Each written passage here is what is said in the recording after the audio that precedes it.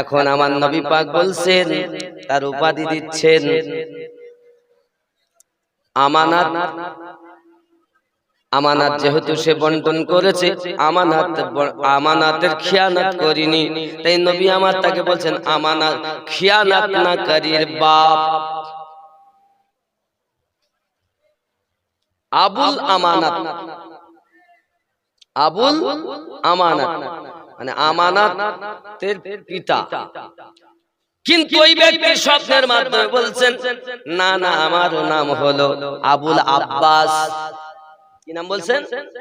Abul Abbas.